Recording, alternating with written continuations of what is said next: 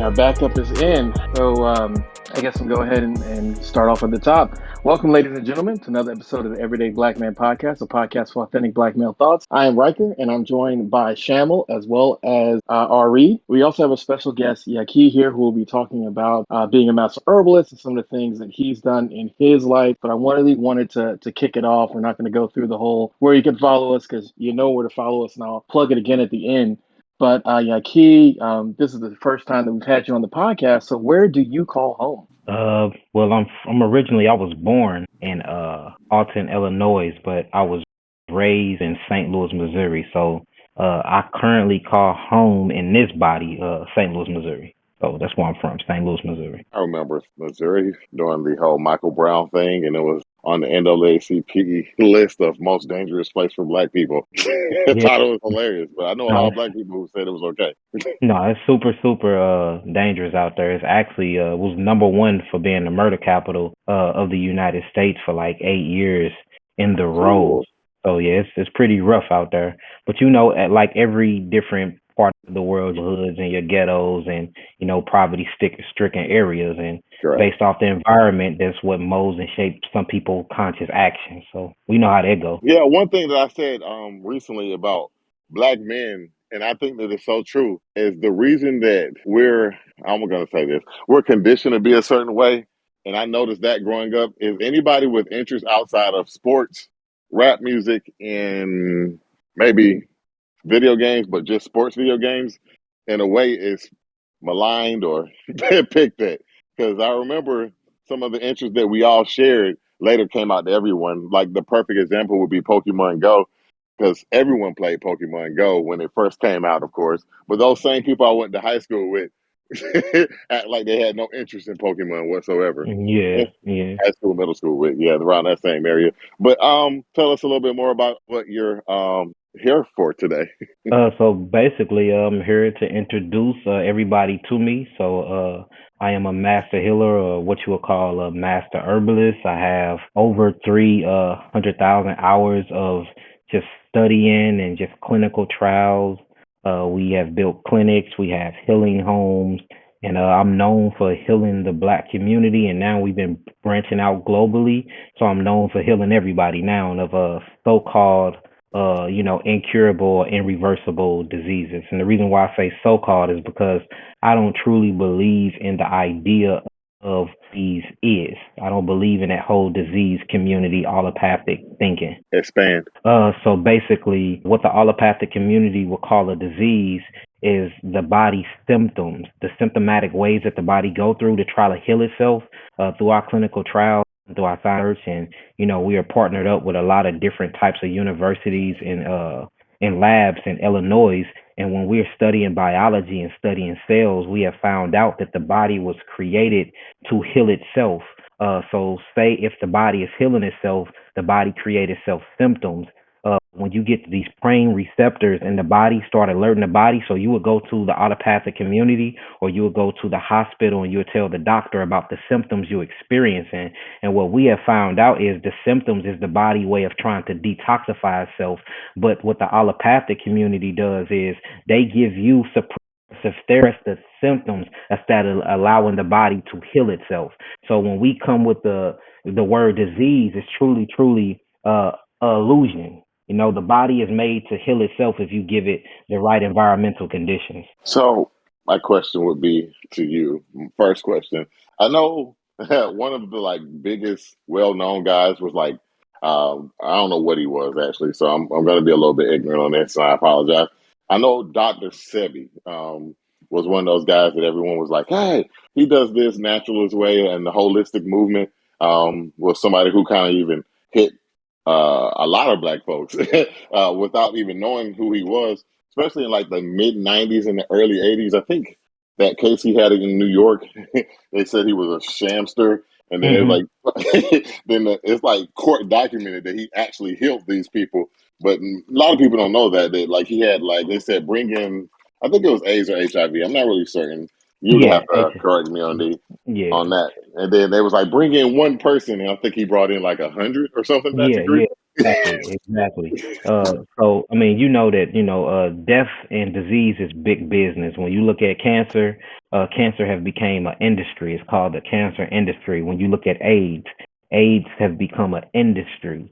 So we know that these things, when people get diagnosed with these things, they have to take medicine for the rest of their lives to go through their chemotherapy treatment. So billions and billions and billions of dollars or being funded and or given to these pharmaceutical companies. So Dr. Sebi, for instance, he came through and he was healing people of natural foods, not medicine, because the food he was giving them was herbs. These botanicals are literally your greens and your vegetables that you put on your table every day. He was just putting them in different formulas to heal the body or opening the body up so the body can get rid of all the toxemia and the body can heal itself. So when you start doing stuff like that, you really start messing with their infrastructure and messing with they pockets. So they paid people to say he was a sham. They paid people to say he was lying. And when you don't control the information in the news and the airways, any type be depicted about you. But he was really out here changing lives and really saving people. He actually was a teacher of mine, him and his wife, Ma'a, and that's what inspired me to truly, truly heal myself and become a healer. Wow. I mean, that's very, intriguing. I think we oftentimes in our community forget that a lot of what we need to be focused on is not just, the thing that we do, but also sort of the PR for it, because all the people who slandered Dr. Sebi's name, they're not really adding anything to our community and they're trying to take away from it. So having our own media, having our own way of sort of saying things and being able to put it out to our people, similar to kind of how the Nation of Islam is done. They got their own newspapers, and Exactly. they're good at PR and at making sure that their side of the story is said. But Exactly. or not necessarily. What are some things? How did you kind of come about this journey yourself? Because I know you said that you healed yourself for a number of things. So could you go a little bit in depth on that? Yeah, so basically, I was reared up in St. Louis, Missouri. I was born in 1988. My birthday is July. So, I grew up in the 80s era was where gang banging, hip hop music, gangster music and everything was very, very present in my lifestyle. All of my uncles was gang bangers, drug dealers, a lot of them locked up for murder and stuff like that. So, the environment is very, very important because when we start speaking later on, or what I'm going to explain is how the environment molds and shapes your subconscious mind and give you programs. And then these programs are act out to the conscious mind. So your actions is literally coming from the environment that's been installed in you. That's a case that happened to me. So essentially, I was a product of my environment. All I knew was robbing. All I knew was gang banging. So I started getting into those things. I would love the hip hop music. So I became a rapper. I started traveling and doing different shows and stuff. And when you start getting into those type of things, you pick up certain type of lifestyles. And mine happen to be certain type of drugs. So, I'm on drugs and I'm drinking every day and I'm smoking my lungs out. I mean, literally over a collective years, this stuff start taking a toll on your body. So basically I ended up developing, and I used to eat very, very horrible too. So I ended up developing hyperglycemia. Not only that, I had hypertension. I had scar tissue on my heart. My kidneys was failing. I'm only pretty short for a man, and I was very, very obese. I was 250 pounds. I had black patches on my skin. I mean, I had so many different illnesses and things going on with me because I was accumulating all this coagulated toxemia through the toxic lifestyle that I was living. Well, one day, I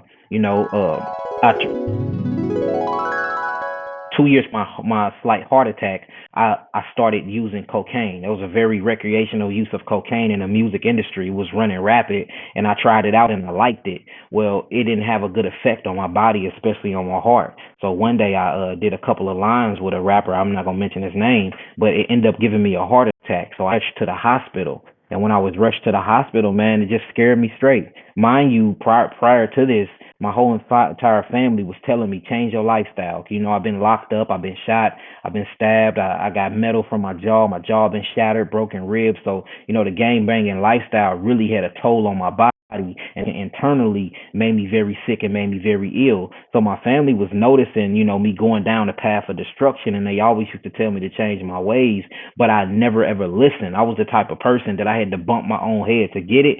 So that heart attack, man, it changed my life, man. I had the heart attack very young. I'm not even 22. A heart attack from snorting cocaine, ended up in the hospital, and they told me that if I didn't stop smoking cigarettes and if I didn't change my life and put the drugs down, that I was gonna die. It just sounded different coming from the doctors at that mind, because at this time my mindset was, the doctors know what they talking about, the schools know what they talking about. If they look like us, we don't know what we talking about. All we do is gang bang and sell food stamps. So I had that superiority, inferiority complex going on. So when the doctor told me everything that my mama and my family and my grandma have been telling me for years, it scared me straight. So I ended up going home that day, threw away all my drugs. I ended up throwing away everything that was bad. And I was, at that time, I was on different medications for high blood pressure. I was on medication for my kidneys. I mean, I was on so many different medications. And remind you, I'm young. So I threw away all the medicine. I'm like, it gotta be a better way. So I get on YouTube and I type in natural ways to heal. At first, this Caucasian man came on. I was listening to him, but I couldn't really, resonate with him because he didn't come from where I come from. He had on a suit. I didn't wear suits or none of that at the time, so I couldn't listen to it. But right after that segment ended, it was a suggestion button, and on YouTube, if you play it certain type of ways, there's another video that automatically play after the previous video, and Dr. Savy popped up. So I see this tall, bald-headed black man with a great beard, and he's talking about how he healed HIV, sickle cell anemia, leukemia, and AIDS and heart disease, and he didn't do it with any medicine. And it blew my mind. So the first thing I'm thinking, I'm like, man, this man is crazy. He is out of his mind. But as I started listening to him, it made sense. The way he broke down the information, the way he broke down the knowledge and the data, I can actually assimilate and resonate with it. And that was my journey right there. He literally changed my whole entire environment just off of seeing him live through his purpose. So I started binge watching him, man. I was watching so many videos. I ended up finding out all of his children's name. I watched him so much I knew who his mother name was, his wife's name. I mean, everything. So I became addicted to him. And through that addiction, I started changing my lifestyle. So it's kind of like he stopped me being addicted to cocaine and weed and alcohol and being addicted to knowledge and information that was coming to him, because I have an addictive personality. So I'm watching and I'm learning, and then I started applying these methodologies in this way of lifestyle to myself. I end up getting into herbal school. I am paying for my herbal classes, end up becoming a master. I started buying the herbs. I used the herbs on myself, healed myself in 90 days of the heart disease, the scar tissue on my heart. I ended up healing my kidneys. My diabetes went away. The rashes on my skin left. I mean, my hair loss grew back. Everything that was wrong with me had ended up being reversed off of stop eating meat. I put away the dairy, and I got on a herbal protocol, and I changed my environment and the people that I was hanging around, and it completely changed my life. So from there, that's when I started, I'm in a community where there's drugs at. I'm in a community where there's gang banging at. I'm in a community where it's school to prison pipeline. So I'm like, well, let's heal my brothers and sisters. So I ended up healing a friend of mine. Once my mama seen a friend of mine being healed, she let me heal her of high blood pressure and all the other things that she had going on. From that, it spread it through the family, and from the family, it started spreading into the community. And after that, man, I'm here, literally.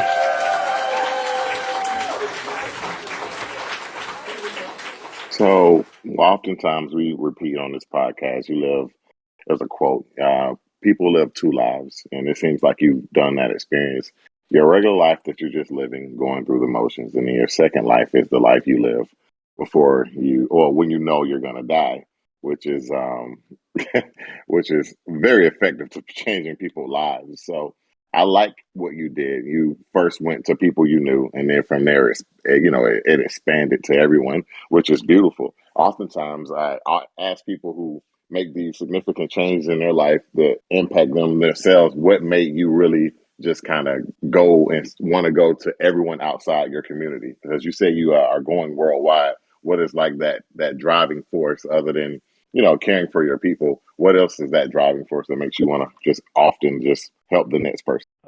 It's really looking at my situation. I'm very communal. And we throw out this word a lot, communal obligation. And I learned that when I was actually locked up. I used to be horrible at reading, but when I got locked up, my mother started sending me books when I was in jail. And I really taught myself how to read. So I started reading and I started finding out about, different black superheroes, which is what I'll call them.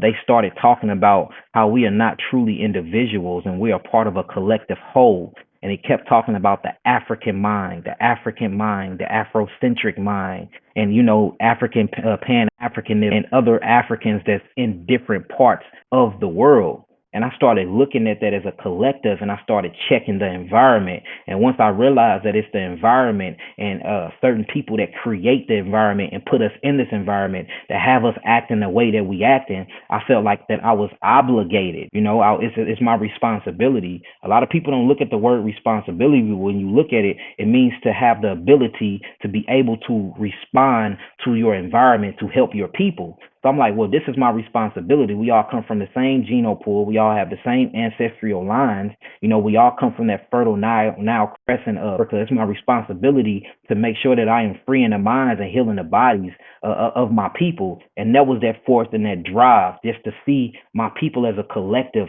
whole again. We are scattered to the four corners of the earth.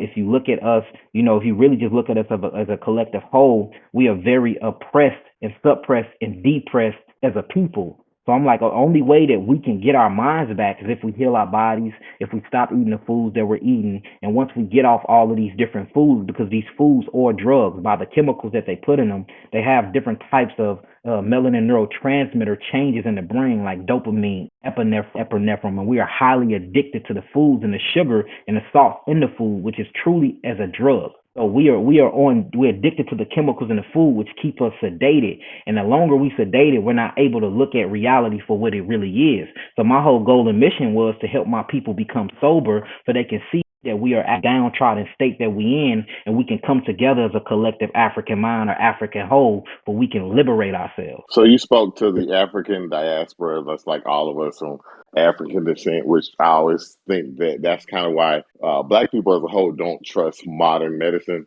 Like, to a degree we do, but not to the effective degree that they would like us to actually believe in it. And I always wondered, why is that? I was like, is that a cultural thing, or do you think it's like the mental makeup of the African mind is just something in you that just knows these niggas bullshitting me? Or Yeah, no, facts. I mean, you have to look at it. right. You have to look at it like this. You talk about, the African mind, or you talk about biochemistry and the biochemical makeup of African people.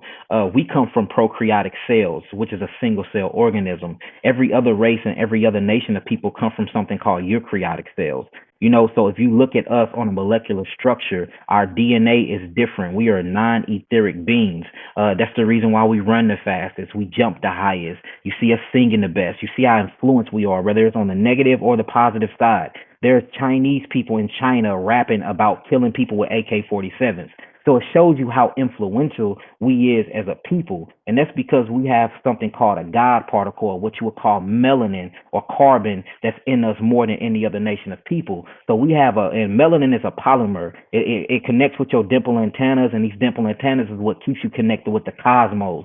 So we are a people that's very spiritual. We're very intuitive. So our DNA is constantly expressiveness. So we know when something's not right, but we have been put in a position and put in an environment where we don't have control over it. So even though we know it's not right, they can still tell us, hey, you got diabetes, you need insulin, and we'll go for it because we don't have a choice, or we think that we don't have the choice. But even though deep within we know something is why we know that is because we have these senses, and I want to talk about these senses that we have that don't no other race of people have. We have these senses in us where we are connected in the environment, and we can scan the environment with the hair of our skin. It's called Merkel nerve endings, and these Merkel nerve endings are called mechanical receptors. Our receptors are very, very highly sensitive. For instance, you have melanin in your taste buds, so nobody on planet Earth will never be able to taste food how you can taste food because your melanin receptors. You have melanin receptors in your eardrums.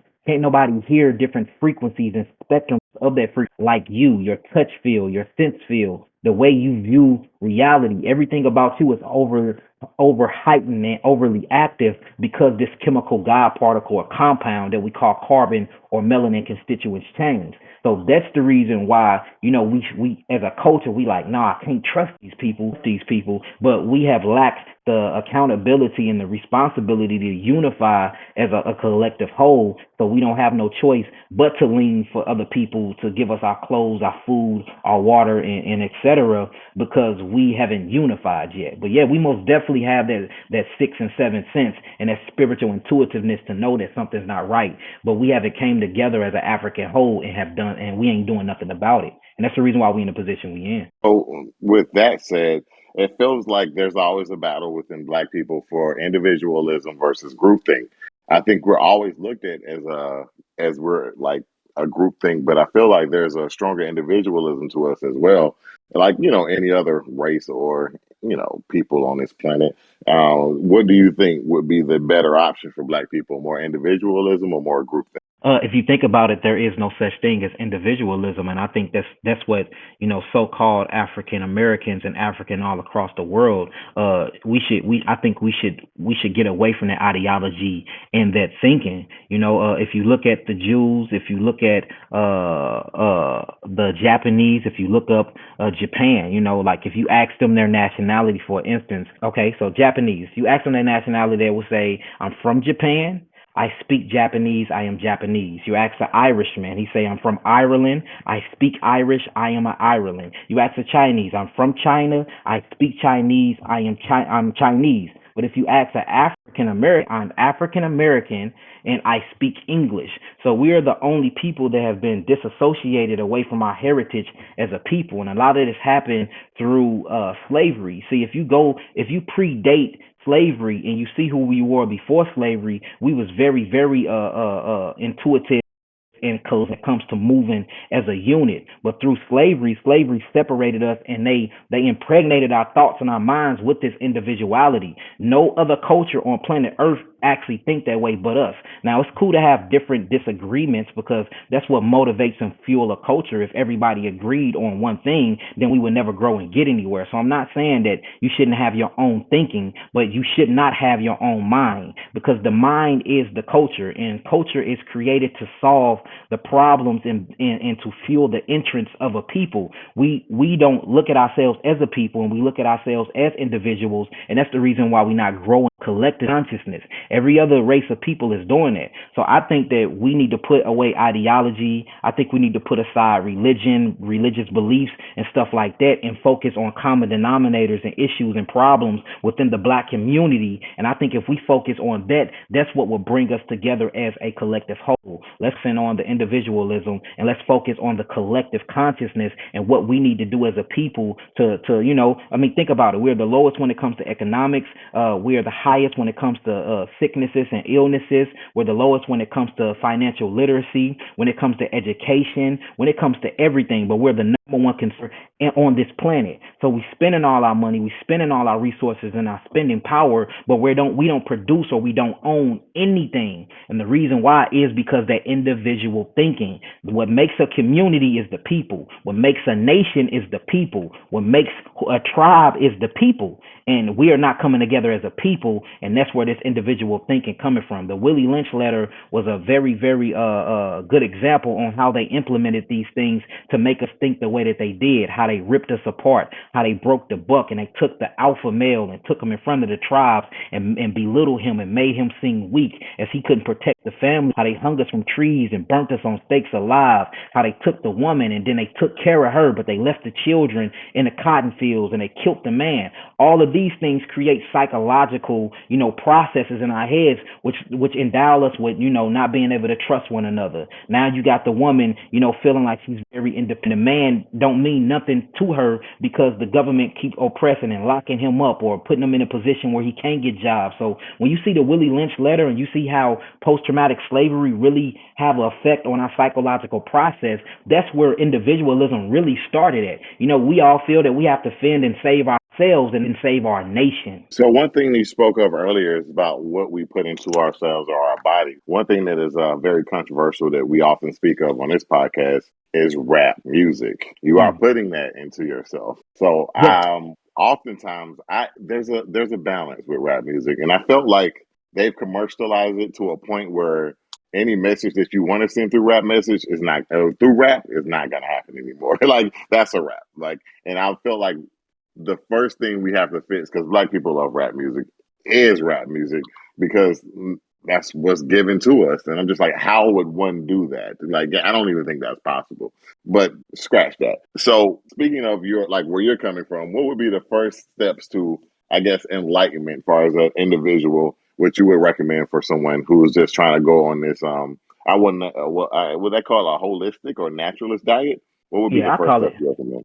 I call it the holistic diet because we have to look at health as holistic. There's not just one part of health because we do have subconscious minds, conscious minds. We do have, brains and things like that. So health is on a spiritual level. Health is on a physical, and health is on a mental level. I say the first thing is to know the problem, to know the issue. A lot of us think we're free and don't realize that we're still mentally enslaved. Just because you're not in shackles and chains and you're not on, you're not chained to a cotton field picking cotton and getting whipped with an actual whip and getting the flesh torn off your back doesn't mean that you're not being politically controlled. So I think the first step is realizing and understanding and overstanding that we still are in slavery, and it is more critical now because it's mental and it's not physical anymore. You see what I'm saying? So I think the first thing is unveiling the truth and getting our peoples to break through this illusion to show them that we are still in a prison. It's a word called sensory deprivation.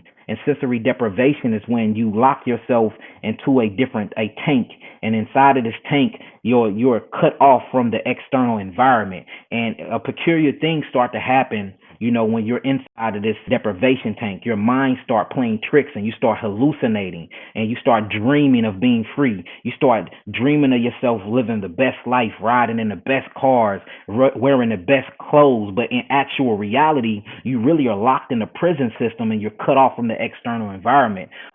We know this thing called the rat theory, right?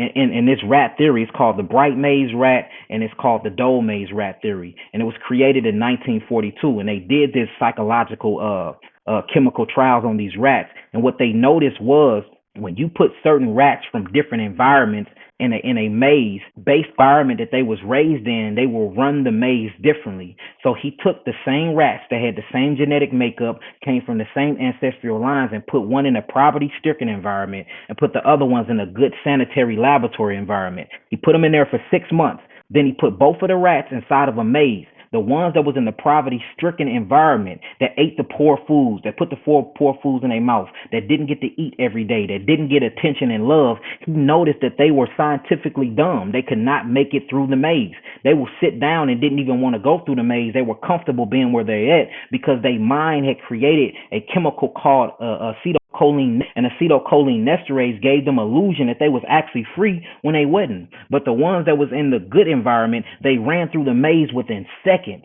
showing you that the environment is the initial food. Before we even start talking about what to put in our body, we need to talk about what we putting in our minds, and what we download in our minds is the environment. We have to change our environment. We have to control our environment, and that's the reason why it's good to start getting into agriculture, growing your own food, learning how to truly agree with your culture, building houses. These things build up character in you. These things show you responsibilities. These things hold you accountable. All these things was taken from us, and we have let another people create our environment, create our housing, create our news, our information, create our food, and that is what makes us a product of them. And I want to say this: if these people, anybody benefit from the black race being oppressed, depressed, and suppressed, never give us anything that will liberate us, because that wouldn't be in the interest to continue to benefit them. We are the number one consumers when it comes to food, when it comes to drugs, when it comes to paraphernalia, when it comes to name brand clothing, designers. We spend all of our spending power, and it's all based off of us being in this hallucination, having this sensory deprivation mindset that we in. The moment that we wake up and we stop eating these bad foods, the moment that we wake up and we start reading the right books and we start getting the right education, that will not no longer benefit their agenda. So therefore, they spend trillions of dollars a year to keep us oppressed, to keep us suppressed, because anything that's going to go towards our liberation and our mindset, it will completely collapse their system. So the first thing is to realize that we are in a made environment. This is a simulation, man. It's all fake. So you actually said something I heard recently. I don't really like the guy, but I'm gonna say his name. It was Steve Harvey, and it was like it Mhm. was very eye opening because it kind of spoke back to what I was speaking about earlier about the limits of the black individual. He said, I think he said, I don't know, I'm gonna quote him not exactly, but similar. He said a flea can jump like 50 inches. You put that flea in a jar, and he can only jump up to like 20 inches. And that Facts. flea right there will jump 20 inches for the rest of his life. His kids will jump 20 inches for the rest of his life. Facts. But Facts. if you put them You know, and you let them out of the jar, everything, they'll never know that how high they can jump or how high they can, succeed because they were only taught this. But I just don't know how to like how do you make them get it? There's this also with people like you or anyone like you who is saying something different. There's always this stigmatism of like this nigga don't know what he talking about, yeah, yeah, yeah, yeah. Facts. how do you get past that in your everyday life? Like, man, he just talking and blah blah blah. I'm just like, but when they say Yeah, it to you, it's fine. Like, like I don't know yeah, how to get. Like, this is not saying you're 100% right, but you should think. You know what I mean? And I feel yeah. like it's Facts. oftentimes black people just sit right there and go, it is what it Yeah, is. This is how it's gonna be. yeah. So how So do you there, get them? That's easy. there's a clinical name for what you just spoke of, or what Steve Harvey said about the limitations and it going through the genes, and they doing the same things and they can't jump more than those 20 inches. It's called, y'all can look this up. It's called transgenerational epigenetic inheritance. This is an actual clinical scientific word, transgenerational epigenetic inheritance, showing you that if you can limit the minds of a people and if you can stunt their growth and give them false education and feed them false foods, and you limit their capability of expanding their consciousness, when they have children down to their fourth generation, they don't have to be in the cage, they don't have to be in the sensory deprivation tank mentality at all, and they will still act out the same thing that their grandfathers act out, showing you that that is a true term. So we pass down spiritual DNA too. It's called DEA, which is called deoxyetheric acid, not deoxyribonucleic acid. It's two different types of DNA, and these things are both passed down through the genome code of your genome pool. So I'm just glad you pointed it out, because that's an actual real thing. Transgenerational epigenetic inheritance. Thank you for stretching the vernacular. I had to add that in there. Reed, pick up. Okay, so yeah, but once again, like I see, I just don't know how you convince someone to think outside. Like even with like this is probably gonna get us canceled with like the whole COVID information. Like I Mhm. was just like, feel you, but there was a narrative on TV. We're gonna be careful with this conversation, and then there was like research like given out to them. And I was always like, y'all not reading this? Like I remember, how do you say this? We're not gonna get canceled. When they were talking about stop the spread, but Mhm. from those same pharmaceutical companies, they never said that it was gonna stop the spread. They never said that. They said it might slow it, but they said it's not gonna stop it. However, when people talk about COVID and the vaccine, they always go, "You got to get it so it can stop it." I'm just like, that's not how it works. And they look at you like you're crazy because all they see is what they see on TV. I'm just like, how do you expand someone's mind and go like think? Like, there's no way. I don't know how you do that. That's why we, talk to a little bit of everyone. I'm just like, sometimes, like, even if I'm wrong, at least I thought about it differently. And I don't know how you don't even question that. Yeah, I'll just say this. I say anything that's coming from anybody have to be questioned, have to be studied, and then you come up with a conclusion. If we start, doing that, and we start having a vetting process to the information that is given to us as a people, we will start realizing that most of the things that are being implemented in our environment for us to believe is based off of false narratives. That's what I would say about that particular situation. Now, you had asked me a question with basically how do you get people to change? Because most of the people take people like me as crazy, or they out of their mind. They don't know what they're talking about. The best thing to do is to lead by example. I speak a lot, but I work and I be example twice as much that I speak. So we're in the communities. We are setting up, different types of coalition. We have set up a coalition formers op where we have over 30 formers that came together as a collective whole, and we have required over more than 2,000 acres of land. We have agricultural programs where you can go to different cities and learn how to grow your own crop. We have hotlines where people can do readings on you. We also have suicide hotlines because the suicide rate amongst the black males in the community have skyrocketed since COVID-19. So, you can call our hotline, which is 888 live now, and we have somebody talk to you and be your own psychiatrist. We have healing homes where you can come to and you can detox. So, I think the best thing to do is show people the problem, and if they don't agree with the problem, then give them a handout and just tell them, look, you don't have to believe none of this stuff. Just to walk into my world for a little minute, and once you experience what I show you, then have a collective thinking and thought for yourself after that. And I noticed that changed a lot of people's mindsets. Being the example, showing the programs, being in a face, showing the work rather than just, running your mouth all day. And that's what makes us question everything, because people are doing all this talking, but nobody is implementing and setting up programs or in the street working and being a true activist, knocking door from door, really trying to heal the community. But me and my people, we really are doing that.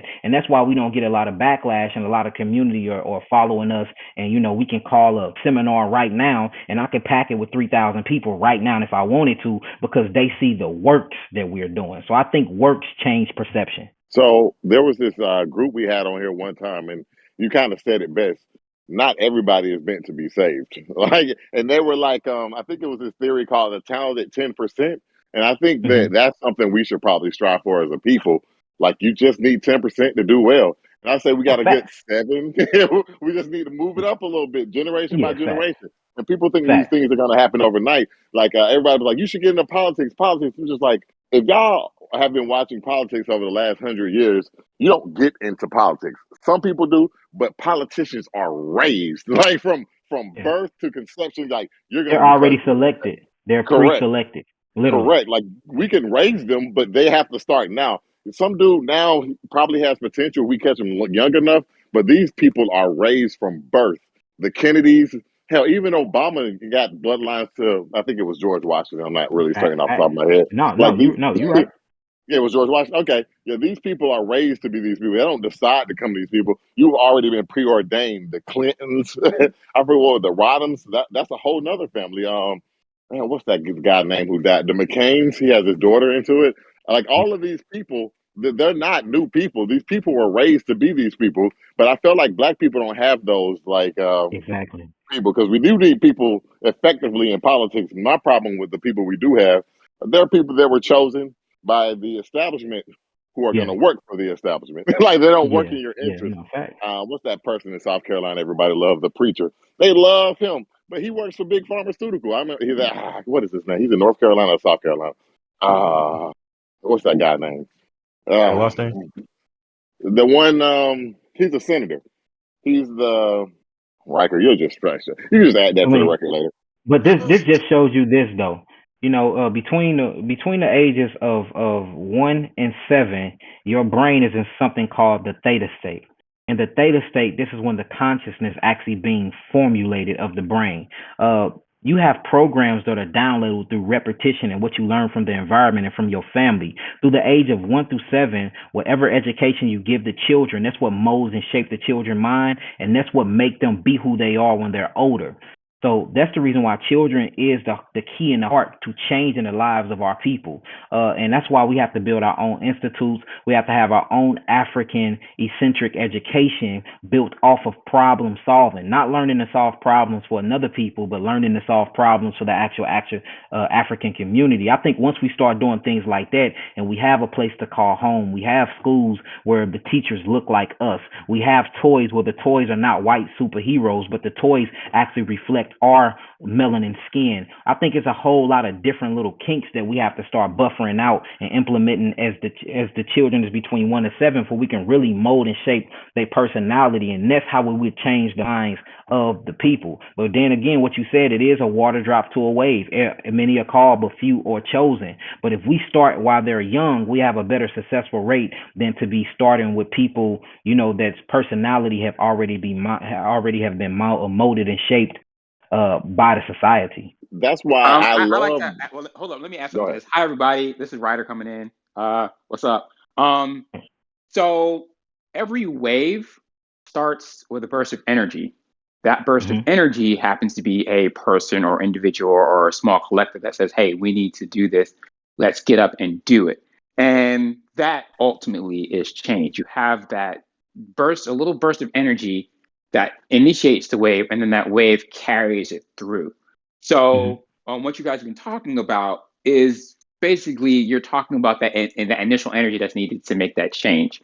And believe it or not, there are like black doctors, black lawyers, black businesses. They have always been there. And actually, believe it or not, they've always tried to come up surface and shine. But there are other powers that be in America that push them down because they're not for the quote unquote establishment. So we have to come up with a way to say, hey, look, establishment, we're not against you. We can actually be for one another, but we have to make that step together to so that we can become greater. But there are very old powers that be that don't want change. They just want it as is. So in order to actually do or to get actually to move forward, we have to actually have new blood come in and say, you know what, that's the old ways. Let's try something new, and then let's bring some of the good stuff from the old with the new, so that we can come up and be something better. Now, Reed, you were talking about a politician that was helping. What's his name? President Biden. I think you were probably talking about the Georgia Senator Warnock. No, no, no, no. He was He in North Carolina doing the Democratic primary. I don't think Ah, he's a okay. senator. He might be a House member. That might have He's been a South Carolina you're talking about, because that Christian black man. dude that because he lost his race, didn't he? Because he was running for No, Senate or no, he's something. still. I think he's the leader of the CBC, so he might be in Congress. I mean, not the Well, Senate. No, I can't think of his name. but What's the name? I don't think he was in government. I think he was running for government and Oh no, lost. he's in government. He's Oh, in okay. No, government. It's fine. What's his name? Okay. You know it. Yeah, let's bring it back down to our guest, Yah'ki, because we're coming Yeah, up yeah, to the correct. final bit of time here to pick his brain and get a little bit I more. did have a So question after that though. no, yeah, you can ask the next one. So I really wanted to hear, kind of how you began helping, celebrities and athletes. Like, how did that happen? Was it organic, or was it something that, one of the people that you helped, kind of like as you were saying with Reed, eventually, someone told someone, and then somebody, sought you out, and kind of how did that That's first level of engagement go? That's exactly what happened. We've been healing, so-called incurable diseases for over 10 years now. And once you heal so many people, mind you, I never paid for promotion.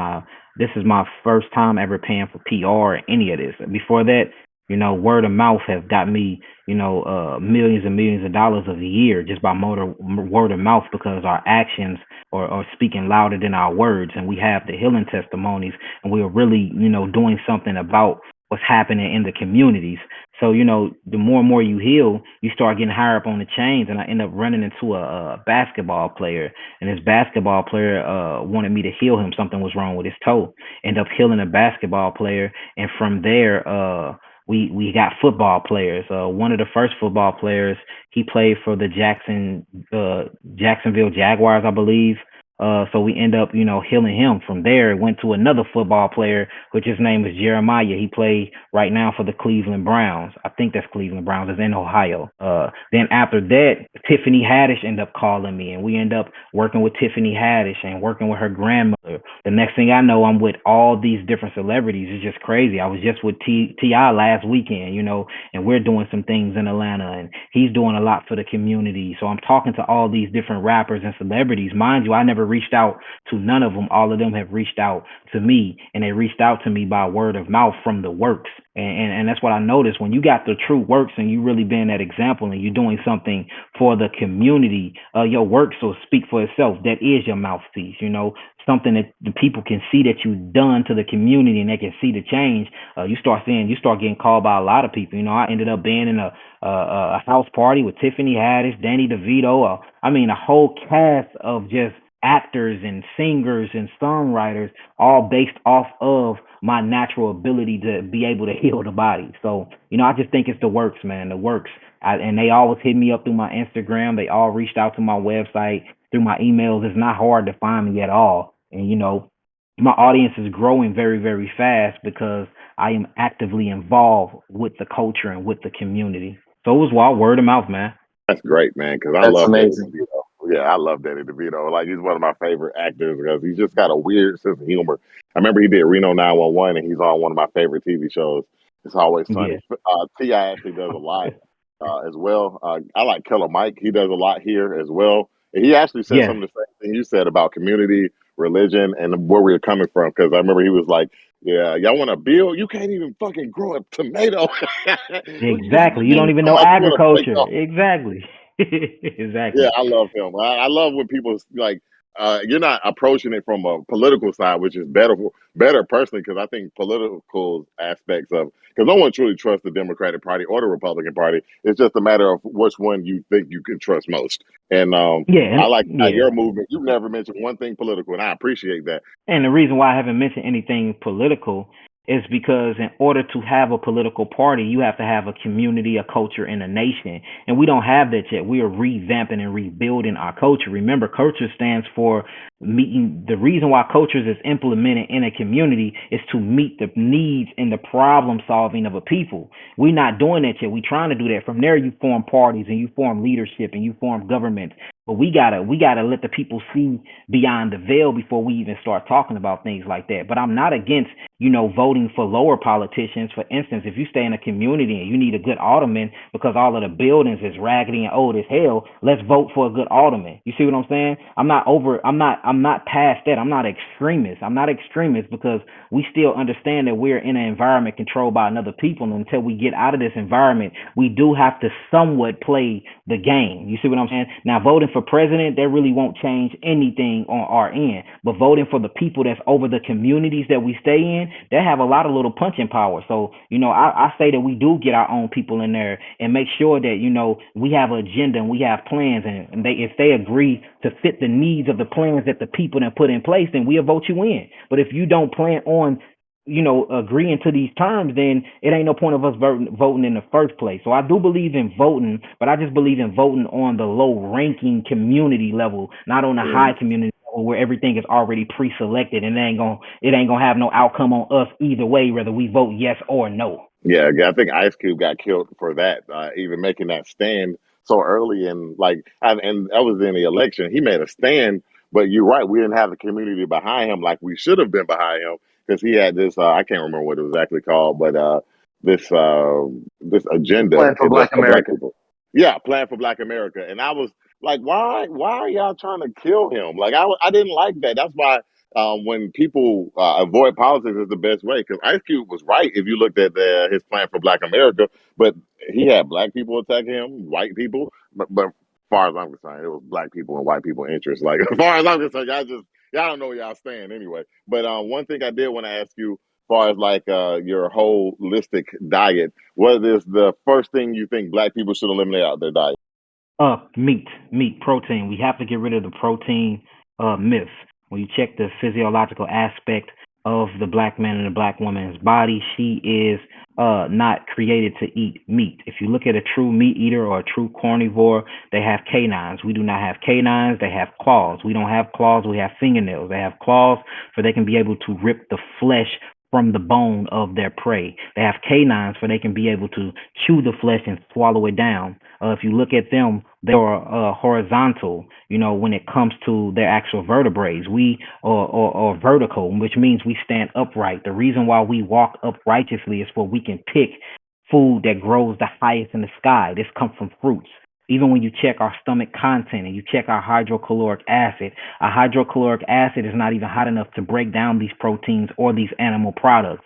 Our hydrochloric acid and our pepsinogen and pepsin is made to break down vegetable matter and to break down fruits. So if we start studying the physiology and studying the anatomy of the black man and the black woman chemical makeup, we will see that we're not meat eaters, and the meat is what's killing the people. Eating meat is what's giving us diabetes. It's not really the sugar. The fat from the meat is actually covering up the cells and is stopping insulin from penetrating the cells and dropping glucose off in the cells so we can yield energy. So it's coming from the meat. Meat go through a digestive process called putrefaction. which means it starts to rot. When you eat fruits and vegetables, they go through a digestive process called fermentation. Fermentation is the absorption factor of the sugars that you need to high yield energy. You can even check the angstroms of energy that's yielded from fruits and vegetables versus the meat. And so you have 12 angstroms of energy that's yielded from fruits. You have 9 angstroms of energy that's yielded from your vegetables. You only have 2 angstroms of energy that yield from your meat, and that's if you eat it raw with the blood in it, like carnivores eat it,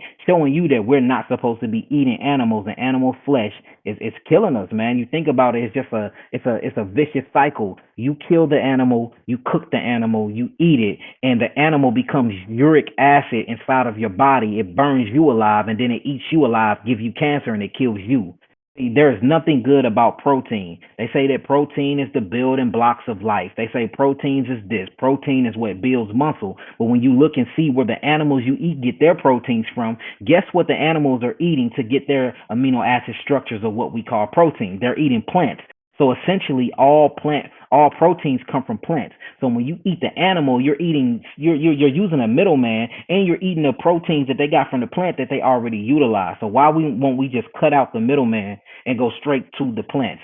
So I say the first thing we need to do is stop eating animal products. That's including meat, that's including dairy products, cheese, and all these things. Dairy products is a carcinogen, and it's the number one cause to asthma and cancer amongst the black community. And these things are statistics and stats that I'm throwing out. I'm not making none of this stuff up. If you look at what animals and eating of animal flesh is doing to the community, it is crippling our health as a African conscious collective whole. So that's the first thing. Throw away the meat. And then the way the meat is being killed and the way that they're killing these animals, the animals start releasing adrenochrome and adrenaline and epinephrine and neuroepinephrine and certain types of dopamines from their kidneys and their adrenals. And then this stuff get caught up in the blood and in the meat tissues of the animals.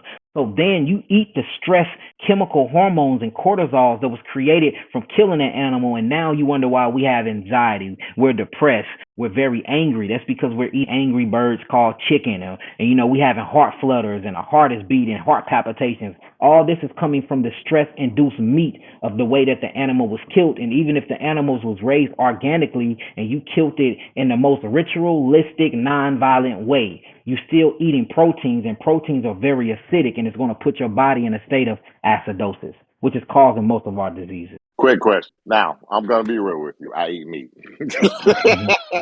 All right. So if I were to stay eating meat, do you like no fish? No fish at all? No, Or no.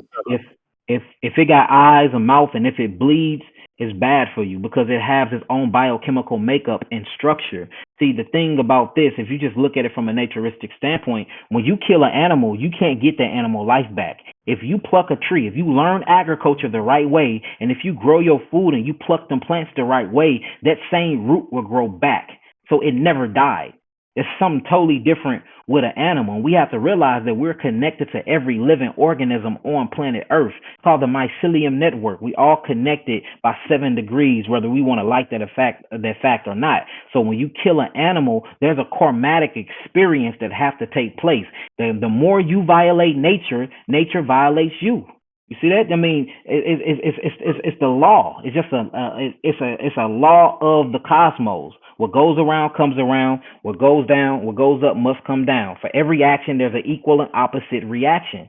You kill that animal, you cook the flesh of that animal, and it's a chemical digestional process that has to take place that your body cannot even complete in full because your body was not chemically made to break down the proteins from these animals. These things then corrode and cause all types of cellular corrosion and acids and buildups, and that's why defecation smells so bad because you literally pooping out roadkill. You wouldn't eat it off the road if a truck hit it. It smells to high heaven. You see flies flying around it. You got maggots and worms in it. That's the same process that's taking a hold in your body and in your digestional tract. But since it's inside of it, you can't smell it. You only smell it when you wake up in the morning and you belch, or if you fart, or if you go and defecate on the toilet. And this is what's killing us. It's these proteins. Our body is made of 150 trillion cells. These cells are a miniature you. Each cell have a digestive process. called the lysosome or the exosome. Each cell have its own integumentary system called the membrane of the cell, meaning the cell have its own skin. The cell have its own reproductive organ called the ribosome. It have its own digestive system, what we'll call the mitochondria of the DNA. It even have its own gonads, or what we'll call the nucleus of the cell. So the cells have to eat too. The blood is what feeds the cell the phytonutrients. The nervous system is what commands the cells what to do. And then you have something called the lymphatic system. The lymphatic system is what cleanses the cells of all the sewage that the cell produces when the cell poops. The cell poops on top of itself once the blood delivers all the food, or what we call phytonutrients. So if the lymphatic system is stagnated, that's how coagulation and agglomulation sets in, and that's what causes our sicknesses and our symptoms. Well, eating animals' flesh is the first way to cause the lymphatic system to back up, because your body cannot break it down. So the byproducts of trying to break down this food become very acidic, and it leaves this gluey-like sticky substance on the cells, clunking the cells together and keeping the cells from breathing. So what happens is mucus response. It's called the mucosal membrane response. The allopathic community call it an immunosystem response. I don't believe in an immune system. I believe if the immune system really did exist, it would only exist inside the lymphatic system. So once the T cells and the B cells, the phagocytes, the lymphocytes, the monophils, the neutrophils, the basophils, once they respond, they're supposed to drop these things off for the macrophage that can chew them down. Well, if the lymph nodes are blocked because you've been eating protein all your life, then how would the food and the broken down things that's supposed to be eliminated from the body leave the body if it don't have an elimination pathway to go through, because you're stagnated from all the corrosive protein that you've been eating your whole life? Yeah, you just preach right there. I was just telling you, you are the second person to say something like that on our podcast as far as going the whole vegan or vegetarian diet. I don't know the difference between the two. Haven't done that much research, but I know we are running close to the end of our time with you. Give us an idea where they can find you and so on. Okay, so you can find me at Yah'kiAwakened.com, www.Yah'kiAwakened.com. That's my website. We have some of the most potent, some of the most electrical and alkaline herbs in America. All of our herbs are wild crafted from the land of their origin. You will see all of my healing testimonies and everything from HIV to AIDS to breast cancer, cervical cancer, leukemia, sickle cell anemia. It is all real, and it is all proven by the doctor's diagnosis sheet, showing that they had the diseases before. Then once they went on my geogenetic herbal therapy program, they don't have the disease no more. As far as social media, you can follow me at the Master Healer or Yah'ki Awakened on actual Instagram, Yah'ki Hickman, which is Hickma, Yah'ki Awakened again on my YouTube. We also have a podcast that we do on the YouTube every Tuesday and Thursday when I'm not traveling, doing healing seminars or holding classes.